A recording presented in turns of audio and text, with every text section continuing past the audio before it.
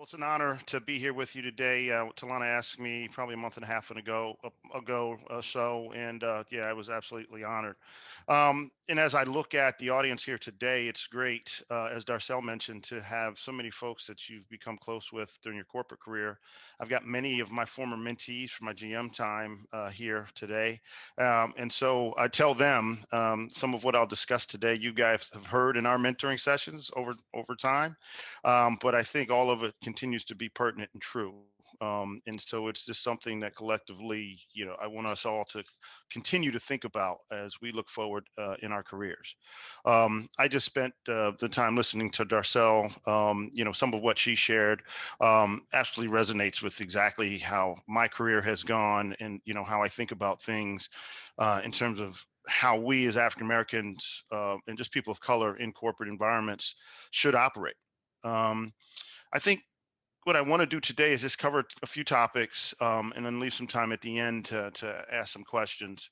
And I know that Talana mentioned that we have some, networking time after, the end of this, and I'm happy to stay on to continue to answer some questions there as well.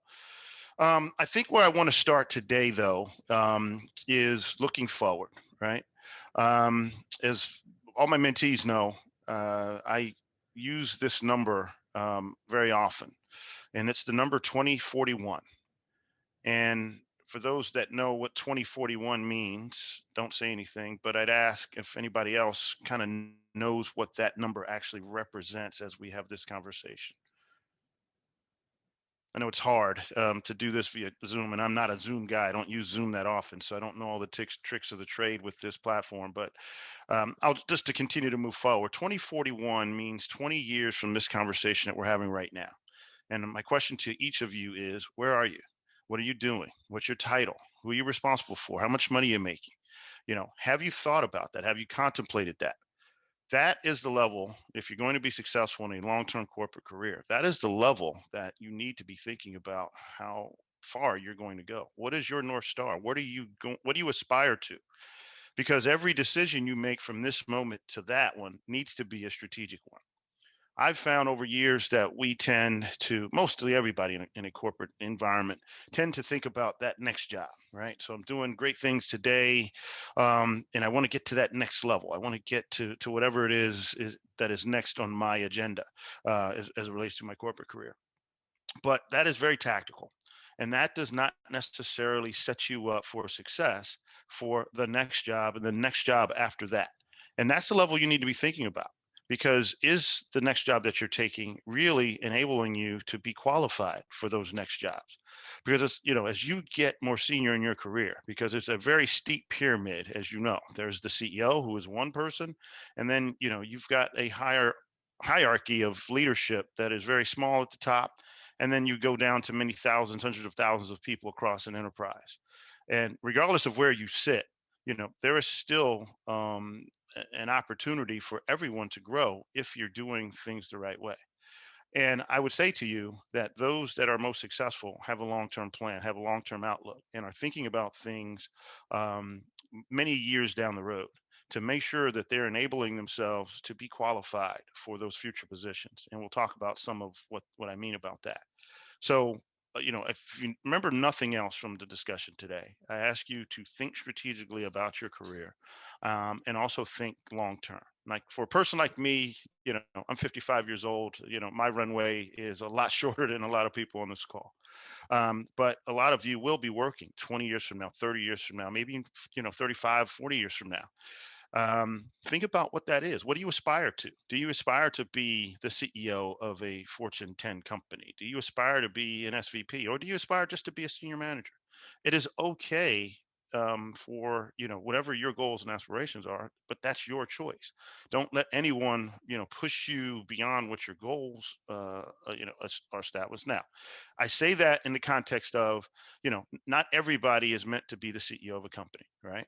When I was the president of General Motors Defense, that was a position I was not looking for. I did not ask for that position, but the leadership within GM saw something in me that I did not see.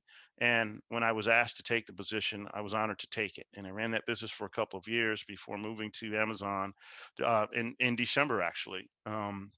because I wanted to get back into public relations where I, worked in that field for about 25 years or more. That was my comfort area. Was doing well as the president, but it wasn't my passion. In that, to be a general manager, chief executive of a business. And so when I say, you figuring out what it is that you want to do, you might have people in your sphere of influence try to push you to areas that, because they see things in you.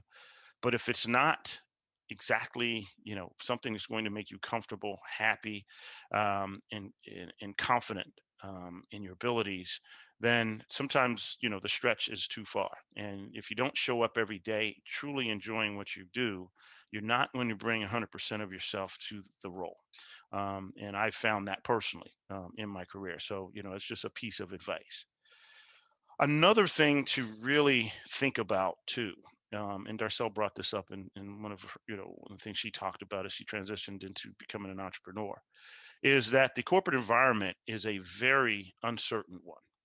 I have had the unfortunate and fortunate situation in my career where I've been at companies that have gotten acquired twice, and I've gotten spun off once.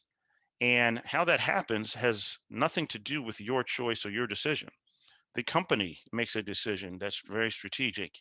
And then when it's announced, it comes to everyone as a surprise. And so I remember it was a Sunday night in 2001. I was at Compaq Computer Corporation in Houston. I was a senior manager in public relations. And some people on my team said, turn on the 10 o'clock news. It was a Sunday night. And the announcement came out, and it was leaked that Hewlett Packard was acquiring Compaq, and it was announced that about 15,000 people were going to be laid off as a result of that merger. Well, most of those people were Compaq people, and I had a lot of people that I work with at Compaq that went home. I used that, I used the moment to say, well, I'm hopeful that I'm not going to be one of those people. So what can I do in this moment to ensure that I'm not? And I tried to find opportunities over the next few months before that merger closed to make sure that the people at Hewlett Packard who were acquiring this company knew who I was, knew what my value proposition was, and would try to afford me an opportunity to continue to progress in Hewlett Packard. And based on the activities that I volunteered for and everything else, and I can go deeper in that in subsequent chat. But at the close of that merger in 2002, on the day of that close, I got promoted from senior manager to director, picked up a new team within HP, and continued my career for a couple of years. And so it's just one example, right? You have to find those opportunities for your shine to come through. And it's not necessarily inherently easy to identify those things, but you have to be a good study of the business and where it's going, what's happening, who's making decisions, what decisions are being made, and then try to eke out opportunities for yourself in very unique ways. And we can talk about that. That's a longer conversation than I'll share today, but it's something that I ask each one of you to kind of consider, because your future is not necessarily your own in a corporate environment, and you have to be prepared. I would tell you on the personal side, be prepared financially, right? Anticipate that you could be out of work if there's a downsizing in your company, or because of layoffs as a result of a merger or a divestiture or something, that it's going to take you some time. Having the resources to enable the continued support of your family, is extra important, because when you have that constant worry and that nag about where your next dollar is coming from, you're not focusing the right amount of time on trying to find your next opportunity.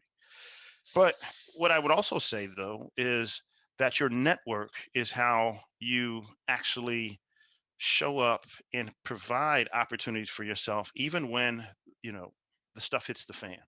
Because in those situations, hopefully your network is strong enough that opportunities are going to come knock on your door, and somebody's going to poke you on the shoulder and say, hey, I've got something for you, because they know who you are. They know what your value proposition is. You've kept them up to date about some of the latest successes that you've had, some of the challenges that you've had, they've potentially helped you through, etc.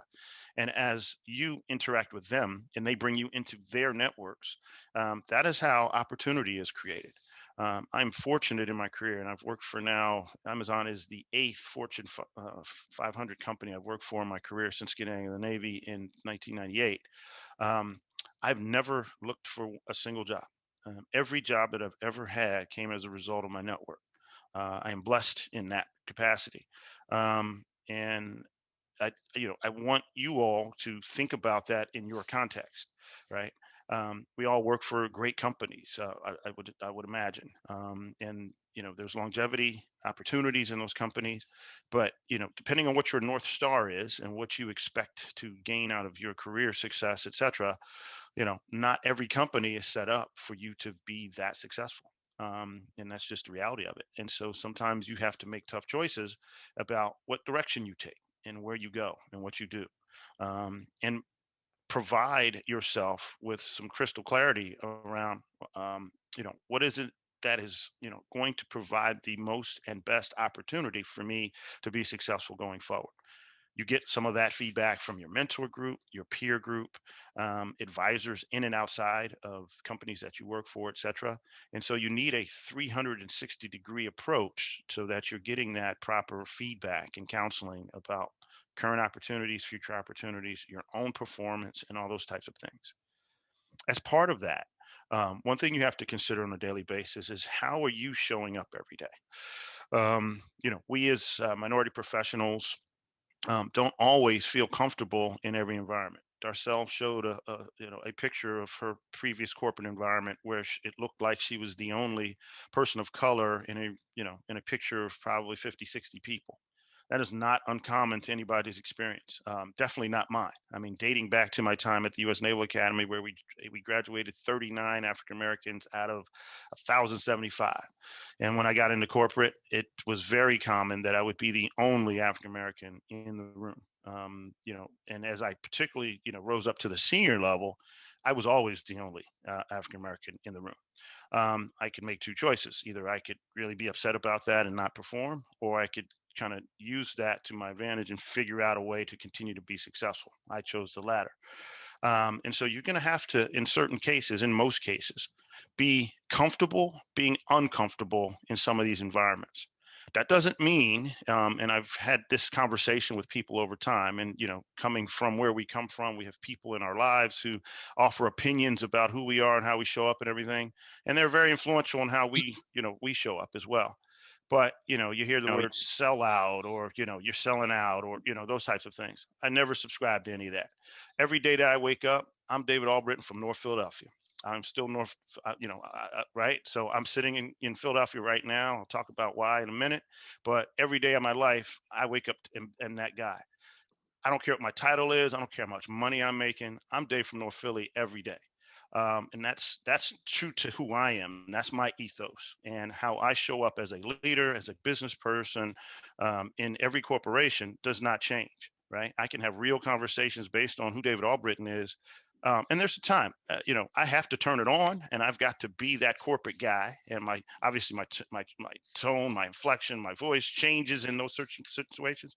But I've learned to kind of flip that on and off instantaneously because I have to. That's just the reality of it, folks. I mean, that's just the nature of the beast, and we have to um, just subscribe to the fact that we're going to have to be comfortable in situations where otherwise we might not be comfortable. Now, it's easy for us to kind of blend with folks who are like us, and I know, and I used to say this back in when I was at General Motors through our employee resource group, the General Motors African Ancestry Network. It's comfortable for us to kind of blend together and kind of lean on each other and cry on each other's shoulders and all those types of things. But if you look at the preponderance of the people who are making decisions about hiring, firing, promotions, those types of things, it's not us. And so we have to form a network of people who don't look like us and have them be comfortable in our environment around us, and we have to be comfortable in the other environment. And so your job every day, other than showing up and doing a bang up job in what your function responsibility is, Thank you. you've got to, also show up in ways that allows everyone around you to realize the talent that you provide. And that means you have to engage. And there is an art and a science to effective networking that we can and should talk about. So I want to make sure that we do that. Again, you're looking for that tap on the shoulder from people who see more things in you than you potentially see yourself. And you've got to be willing to take some chances and some risks to kind of step out on that limb sometimes, knowing that you've got a solid network of people to kind of hold you up, and make you, get through even those toughest situations. And so that's something we should think about. One thing I will caution us all on as well is, as you operate in that environment, it is okay to remember that we are all human beings. We are going to have great days, we're going to have good days, and we're going to have some really bad days. Okay. You've got to remember who you are and where you are in every situation. Okay. I will say this, dating back, I want to say 15, 16 years when I was at Raytheon Company as a director in DC area. I had a situation with a colleague, fellow director. That woman came into my office 7:30 in the morning. I'm reading the Wall Street Journal, and we were I was leading a project. She was working on it as well, but she missed the meeting the day before, and so we made some key decisions, and we were moving forward that she disagreed with. She came in my office, closed the door behind her, and just started berating me, to include dropping f bombs, and this was effed up, and everything in the world. Now she's in my office yelling and screaming at me. North Philly Dave came out in that moment, and I slammed the table as hard as I could. Now I'm 6'2", 280. I'm a big dude. I got a deep voice. I stood up and I started shouting back at her and said, "I am not accepting this. Don't you come in my office," and and I went off. Didn't really step outside of just, "Hey, don't come in my office. You can talk to me," and I kept it at that level. Well, when she exited that room, and she was in tears because I reacted very strongly. She called our boss, who was the chief communications officer at Raytheon, and guess who in their performance evaluation that year got dinged? Me. I lost $50,000 in bonus that year because of that one incident, where this woman was in my office yelling at me, but because I reacted, it was a detriment to me. She had no detriment to her career or anything. So I say that to say, you got to remember who you are and where you are at every time. And so in that moment, as I reflect on it, right, I could have reacted differently and then use my own support network to vent, to, in a way, and just get it off my chest in a way that wasn't going to be a detriment to me. So that was a harsh career learning for me. Okay. Good, bad, or indifferent. It's just the reality of it. Okay. And if we're going to be, successful in a corporate environment, we always have to just remember that. And we can always make choices with our feet by not staying with that company because the environment is not appropriate for how we think we want to operate, etc. But that's not always, the easiest path, right? And it's not always why you want to show up and just because you want to leave, etc. Right? There are ways to work through these things, and you have to find in your own circle, in your own sphere of influence, how and where you can be successful to vent, to show up, to kind of do things that are going to make you feel comfortable, so that you can go back to your job and continue to do great things. So I ask you to kind of keep that, in your context of kind of how you operate on a regular basis, because there is a strong potential detriment to your career if you don't. And then when you develop that reputation with inside that organization, it's hard to overcome. I only stayed at Raytheon another year and a half after that before going to ITT as the Vice President Communications for ITT Defense. I was on a great career path at Raytheon, but there were rumors and innuendos about me that were spreading. And again, even though this person was in my office shouting at me, I'm the one who had the reputation of blowing up. You know, so that exists forever, and nothing I can do about it. But I didn't let it hold me back. I continued to move forward, and so you just got to keep that in your mind at all times. One of the things that's been very helpful for me over the course of my career, and I've been very blessed to have been afforded the opportunity for corporations to invest in me because they saw potential in me as a high potential employee, et cetera. And they've invested in executive coaches for me. And as the first coach I got was at Raytheon, in fact. before that incident and everything. I was on the path to become a VP, and they wanted to make sure that I had the professional kind of, you know, just the professionalism, the understanding of the business, et cetera, to kind of go to that next level. And at first, in my mind, of course, I'm an Naval Academy grad. My head is this big, and I know it all. And that coach really broke me down. Did some leadership assessments, and I actually did my first 360 assessment, where I learned for the first time. I thought I had a fantastic relationship with my team. Thought my team loved me. I thought we were obviously doing great things. We had great success.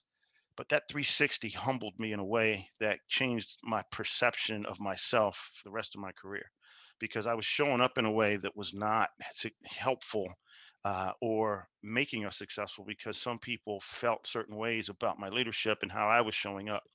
That was ultimately important to me. And that coach for that next year helped me kind of work through that. And, I was able to be transparent, and I was able to just kind of share my own perspectives and things. And it actually helped me to right my own ship, if you will. Not all of us are able to get coaches, depending on the level, depending on, whether or not the company will invest. But you can find mentors and advisors and sponsors to kind of help you and be that kind of that interface for you.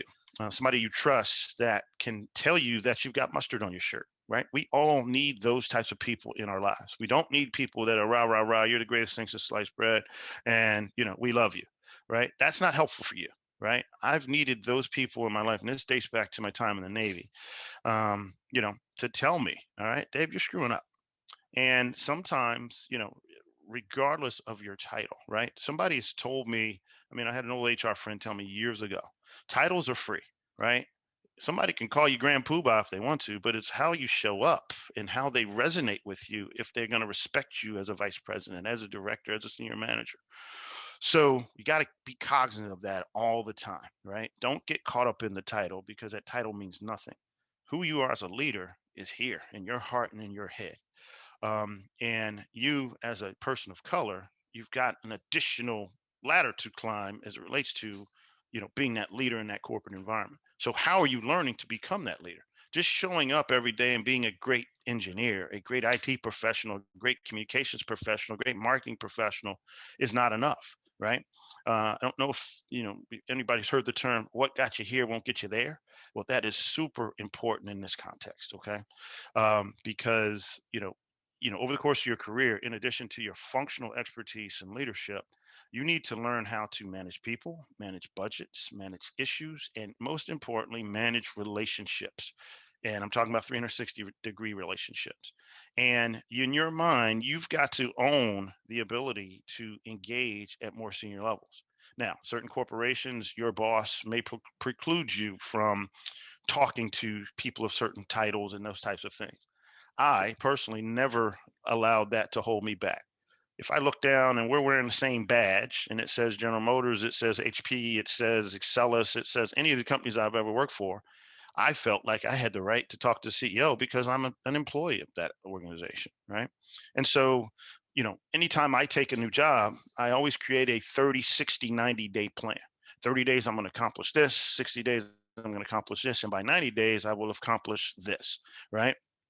Um, and part of that is, who am I meeting inside the organization that is going to enable me to learn more about the organization, learn more about the culture, the operations, which will then allow me to translate my functional expertise into how that company makes money, and then allow my functional expertise to help the company so that I'm seen very positively by those, the people in the organization.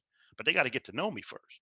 And so I found ways, my 30, 60, 90-day plan when I got to GM, everybody, because two of my bosses reported to Mary Barra, I felt it was my ability to then meet everybody who were my two bosses' peers.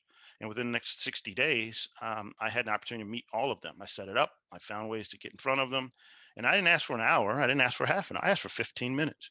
And invariably, those 15 minutes turned into 30 minutes, turned into an hour. And then I've got great friends, right? Um, you know, uh, and I can talk deeply about how to manage that, because, networking is a skill that doesn't just come natural to people, right? We think networking, we go to an event when we used to go to events and, we collect some business cards and you got business cards this tall. A lot of folks believe, okay, I've networked, right? And I've connected with somebody on LinkedIn. Okay, um, we are connected. Well, what are you doing to make sure that you enable those relationships so that they are helpful for you when you need those relationships? Because if you're not, identifying those people who can be most helpful to you, and then finding ways to stay connected with them so that they know who you are, what your value prop is, what you're working on, etc., so that they have late breaking knowledge of those things. How else can they help you, right? If I met you 6 months ago at an event and I'm coming down as a keynote speaker from the stage and I collected your card, I collected 30 other cards that day. I don't necessarily remember your name at that point. I don't remember what we talked about, etc. So there's no way I can really help you because I don't know you. And why would I do that? Why would I stake my own reputation on you when I don't even really know you? So your job in networking is to try to find ways for them to know you. And that doesn't mean just senior executives. That can mean peers. That can mean people 1 or 2 levels above you. And that can also mean people under you, right? You've got people in your organization who, may be younger than you, but, they're going to be on a fast track to vice president, senior vice president in their careers. That's just because the nature of who they are. And you have to be humble enough, despite your title, despite how old you are, whatever. There's things you can learn from people who are, um, in different positions who are younger than you. I learn from younger people all the time because I'm not up to speed on certain things just because of my age, because of my interests, et cetera, et cetera. So I listen. I ask questions. I'm open. I'm honest. I'm transparent. Hey, I don't know about this. Tell me about this. Can we spend some time? Let's chat about this. It comes down to your humbleness and your willingness to continually learn, grow. All right, that's what it comes down to. One thing that you can identify within yourself is what holes in your swing that you have, right? What don't you know, or what you think you know that you probably should know. I remember when I became the chief communications officer at Excelis. Excel spun off from ITT and became a publicly traded company. I got promoted to the chief communications officer role. And I knew that I got my master's in management, like an MBA, in 1993. This was 2011. So I'd forgotten more about accounting and, economics and all those things, than I ever learned because, I was an undergrad engineering major. And I didn't like economics and accounting when I took it. So, but because now I'm going to be dealing directly with the CFO, the vice president of investor relations, I'm going to be dealing with Wall Street issues. I'm going to be on the street with my CEO talking about issues related to finance, to this publicly traded company. I'm going to be dealing with a board of directors. My swing was I didn't have the financial acumen required for the role. So knowing that I had that hole in my swing, I took a course on my own. I went to Wharton School of Business. I took a week-long course called Finance and Accounting for Non-Financial Managers. It was a $10,000 course, got the company to pay for it. And I took a semester-long course in finance with a book that was probably about that thick. And it was truly helpful for me to kind of dust off the cobwebs in my head about accounting and some of the other issues. And when I came back, I just, went with, eyes wide open to my CFO and to my VP of Investor Relations, said, hey, look, I want to work with you. Teach me. I don't know it all. I want to learn. So we worked together over the next few months and as we went through the next few earnings cycles to make sure that my acumen was coming up to speed. And I thank them for that every time I talk to them. And, my career flourished after that. And so you have to recognize those things within yourself as well. And don't be, too prideful to think that, okay, I know everything. And you're going to have to kind of step outside your zone. Now, another very, very important thing for all corporate people is, particularly as you're contemplating becoming a more senior practitioner, you've got to learn about what's going on in the company, right? How many, and I can't see you now because I'm seeing the screen, but by show of hands, how many of you listen to your quarterly earnings broadcast every quarter? I see some hands, I don't see a lot, right? If you aren't doing that and you don't understand what they're talking about, shame on you. If you aspire to be a director level executive or something beyond in a company and you're not doing that now, you better start it tomorrow, right? How we show up and understand how that company makes money is what's going to make the difference from getting us here to there, because we're going to have to start having business conversations, right? You know, you can show up and be the best functional expert in the world, but what they need is business partners, right? They want to be able to have you be in a room and actually having business conversations and being able to put the context of your functional expertise into that conversation. But at the end of the day, it comes down to understanding the business, where we're making money, where we have gaps, where we're leaking, what types of decisions need to be made, what needs to be adjusted, you know, those types of things. And so I would tell you to kind of get your acumen up, you know, to speed as much as possible. You can work with financial professionals in your organization. You can go take a course at a community college. You know, you can take webinars. You can, whatever you need to do to increase your knowledge of how the business is operating and what the successes are. Reading the 10K, knowing what the 10K is. What's the 10Q? What's the 8K? You know, what's, you know, when CNBC covers something and, you know, our CEO's up there talking about it, do we watch it? Did we pay attention to it? Did we see the transcript of it? You know, so as he or she is articulating what the value proposition is for this company and why, you know, investors should invest in our stock, we should understand why and what's happening, what the challenges are, why we're successful, right? What is holding our stock back right now, right? The more you understand those things, the better you will be accepted when you are being considered for more senior roles, because those are the conversations that you're having, right? I sat in General Motors. I'm just using General Motors because we've got some GM people here in the staff for 5 years of the global product development, you know, executive VP, who's the guy who brought me to the company, Mark Race. And he owned all 34,000 of the engineers in GM, you know, and so we talked about all the development of vehicles and design and everything else, and, you know, all the way before manufacturing. And although most of the people in that room were all engineers, most of what we discussed was really about the business, about our budgets and about, you know, our sales and how everything tied into everything from the engineering perspective and design perspective, how it tied into the finances of, you know, the organization in terms of how successful. That's just part and parcel to, you know, their environment, their world. Most of those folks, even though they had a Mechie, you know, undergrad, went and got an MBA. So, you know, depending on what you aspire to be in your 2041 conversation with yourself, right? Make sure that you've lined up your professional acumen, your financial acumen, your business acumen to make yourself competitive for what that future brings. Okay. I know I've talked a lot. I've shared a lot as well.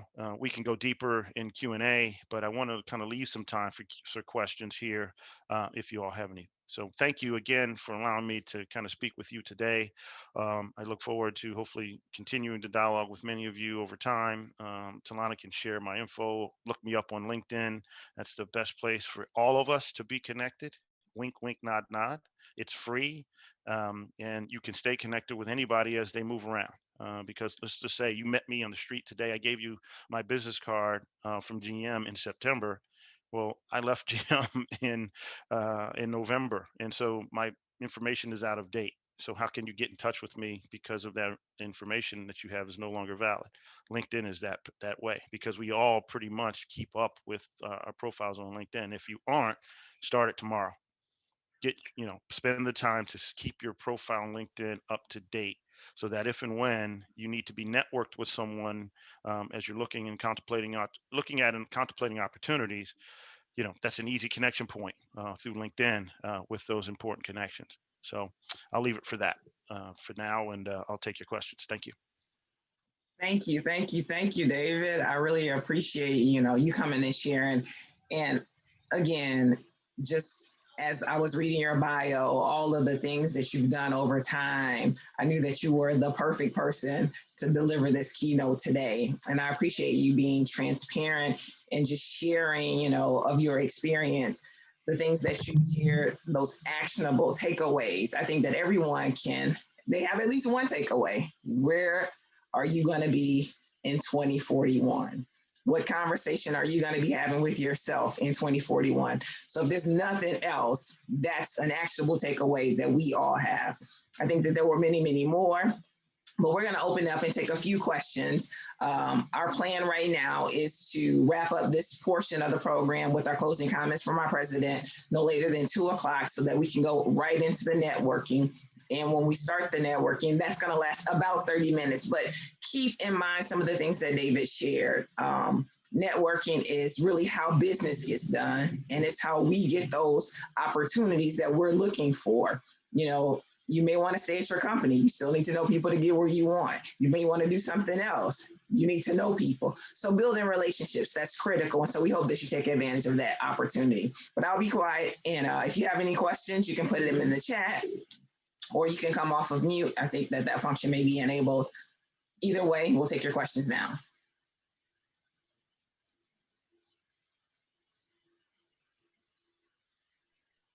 Not a question, David. This is Marguerite. I'm Michael Johnson's wife, Captain Michael Johnson. Hey there, Marguerite. Hi. So I really appreciate your comments. I mean, I've been working for 20 years and I've not received such good advice and your presentation. So I really appreciate it. Thank you. And tell Michael I said hello. I absolutely will tell him you said hello. And that Naval Academy, I'm telling you, they pressure test diamonds, don't they? Yes, they do. Absolutely. Thank you very much. So one comment that Marguerite did make in the chat, if you didn't catch it, was David talked about knowing your business. She added, make sure that you know your competition too, because, you know, that whole disruption thing is real. And we got to know, you know, what the competition is doing. That applies to us in our jobs as career professionals or entrepreneurs too, because, you know, you got to know what it takes to be competitive. And if you don't know what the competition is doing or, you know, what their value proposition is, it's hard to compete, you know, in a lot of different spaces. Hey, I've got a quick question, David. Alexis Kerr. Hey, Alexis. Hey, how are you? Great. Good to see you. Congratulations on your recent job. Thank you. Thank you. Hey, David, you have been across a number of industries in a lot of different roles. And as I think about everybody listening, I would love for you to share like maybe 2 or 3 key things that kind of cut across different organizations that we need to have kind of within us, key strategies or just something that you have seen, you know, successful people like yourself, you know, these things that they've embodied or own to really continue to move up throughout their careers? Yeah, thank you. No, great question. It's actually not more than one. It's just one. Be a functional expert that understands business inherently, right? So I was a public relations guy for many years and come back to it after being general manager, but I knew public relations very good, you know, very well. And I understand business very well. And so as I'm able to have those types of conversations with business runners in large organizations, it doesn't matter what company, what industry that I'm in, right? Because I can show up, I can do the research, I can, you know, be informed about what's happening with their company, right? The great thing about all of this, it was the advent of the internet, because instantly, regardless of the platform, on a computer, on this phone, whatever it is, I can instantly research everything I need to about a company. I can look at a company's, you know, investor relations website. I can see their last 6 months of their press releases. I can see, you know, I can see what CNBC has said about them, what Wall Street analysts are saying about them, et cetera, from a financial perspective. I can see all of the latest, you know, product releases and new launches and announcements. I can see their stock history. You know, I can glean a lot of information in 10 minutes of just kind of looking and searching. And then I use that to have an informed conversation with somebody in an organization, and you know, they truly show, I mean, they then know that you've done your homework, you have an earnest approach to wanting to learn more about who they are, and they appreciate that. So if you do that inside your organization, that's very important, but as you contemplate other, you know, opportunities outside your organization, that's critically important, with capital, with a capital C. I mean, literally, you know, it's just staying true to becoming that functional expert in learning more, but then, you know, also doubling down on your business acumen as well, and that will carry you far across industries.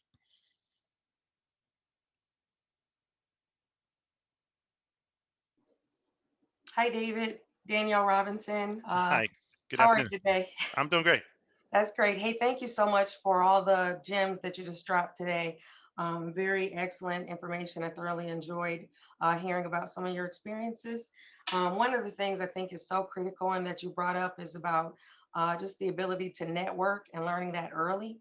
I've been in circumstances where my first job out of college was at Delphi, at the time Inland Fisher Guide. Worked there for 7 years. In the young mind frame, thought that I would probably retire from Delphi, but unfortunately went through a rough economic time with layoffs, and automotive was in recession at the time. So it taught me kind of early on that you can't wait till the last minute when something happens to start networking. You really have Absolutely. to start really early on, build that network so that in a time of something like that coming about, that you're not starting from scratch. So I really appreciate you honing in on that. And thank you so much. Absolutely. Hey, David, thank you so much for your presentation. Your first question was one that a mentor or a sponsor of mine asked me in 2016, was where I want to be in 20 years. And I actually have the hand scribbled map that we drew out. And at that time, my answer was, I want your job. And that was the first time anyone had asked me that question. And it was the first thing that popped into my mind at that time. And at that time, he was just the plant manager at my company. And since then, we backed up this timeline. It's in a frame on my desk everywhere that I have a desk. Great. And what it did was it took the lid off of the jar for me. Mm-hmm. I didn't know at that time that I was putting my own ceiling on myself by not thinking far out and not thinking strategically about where I could be. So now if you ask me that question, I'll tell you I'll be in the boardroom in 20 years. But at the time, that 20 years was the plant manager, but it was far from where I was. And it's helped me think strategically about my career. It's helped me to decide and to look at the right things when decided what my next strategic move is going to be. And it's forced me to really take inventory of stock of the skills, the talents, and the abilities that I've gained in my toolbox over the years that sets me up and makes me a good candidate for these roles. So I think that that is an excellent question, and one that we should all think about, whether it be in our professional or our personal lives, about that, where we want to be. That's a great point, Joanna, and I'll just echo what you said, and thank you for sharing. But for you, since your goal ultimately, beyond 2041 and beyond, is to be in the boardroom, how many people that sit in boardrooms today are in your network? Ask yourself that and figure out, okay, well, why isn't it 10? Because I just started in October. All right, there we go. This is the push. This is just the push, right? And if you had 10, I would say, well, why isn't it 15? Yep, right? Absolutely. Okay, so it's constant pushing of yourself because there's nothing but knowledge to gain out of that, right? If you're gonna show up that way one day, you gotta know how those people do that. Yeah. And in most cases, they don't look like this, right? They look like that or otherwise, right? And so, okay, all right, I got to operate in that space. Then I got to be comfortable operating over there. And so my network is very vast and includes a lot of people who don't look like me. Yeah. That's been my trajectory from the time I was in the Navy, and it exists today. Yeah, right? I agree with that. And growing up in Detroit, it's a predominantly Black city, and I went to predominantly Black schools. And I went to University of Detroit. So that's in Detroit, but it's a predominantly white college. But everyone that has helped me in my career has not looked like me. Every single person. I do have mentors and unpaid advisors that have definitely poured into me that look like me. But the ones that have really helped me to get to where I am right now and is helping me move to the next level, they don't. There you go. I don't know how to turn on the chat. I saw there was a chat. I'm trying to turn on the chat. I'm sorry, I can't even see it all right now in this Zoom for some reason. I'll read it for you. Okay.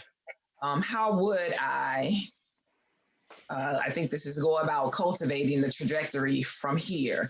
It's a little late for me. I'll be 62 in 20 years. I've got socks older than that.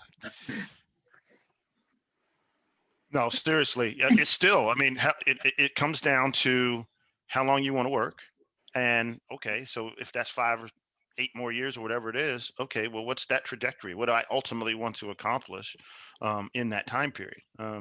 We can continually move forward, irrespective of how, late in the game we are. So just identify what that North Star is for you and what's realistic, and continue to strive for that. And, not only, not be the only person who knows that you aspire for that.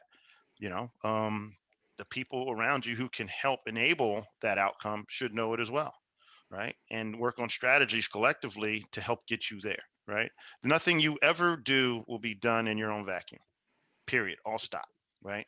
Everybody around you who you let into your sphere of influence are the people that are going to help get you from here to there, but they got Hey, to know about it. hey, Thank Talana. you. Um, if I can answer that question as well, Moses was called by God when he was 80 years old to lead the people out of captivity. So we don't know when God is going to call us to do that next great thing that we are supposed to do in our lives, because he has established the beginning and he establishes the end. I tell my mother, always keep doing her Sudoku puzzles, keep her mind sharp, because you never know when God gonna call you to lead the people out of Israel. So it's never too late. We put limits on ourselves. That's so true. Thank you for Thank you. that. Thank you both. And I was the one that asked the question, so I appreciate that. So Absolutely. thank you. All right. I'm not seeing any more. Can I ask one other question? Sure.